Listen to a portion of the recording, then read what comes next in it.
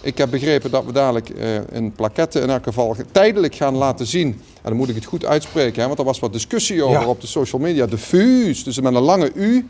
Nou, ik snap dat daar een letter achter gezet is, want anders dan klinkt het ook zo raar. Maar ik heb begrepen dat er zelfs een vergunning voor nodig is. Ja, dan moeten we maar even kijken hoe we dat gaan doen. Maar hij komt straks op het definitieve bouwblok. Komt de plaquette, we gaan het nu tijdelijk doen. En het is mijn hele eer dat we dat vandaag hier mogen doen. En heel veel succes aan alle partners voor de verdere uitvoering en de bouwfase.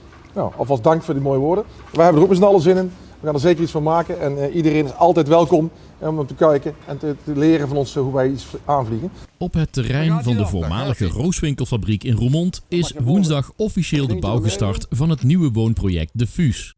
De naam van het project verwijst naar een historische benaming voor melkfabrieken in Limburg.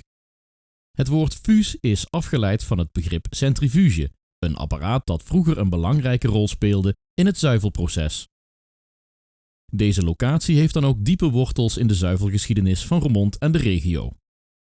In het verleden was hier een bruisend centrum van de zuivelindustrie gevestigd. Dagelijks brachten melkrijders uit de omgeving hun volle melkbussen naar de fabriek waar de melk werd verwerkt. Een belangrijk herkenningspunt op het terrein is het industriële gemeentelijke monument, de voormalige Campina-fabriek met de bijbehorende kantoorruimtes.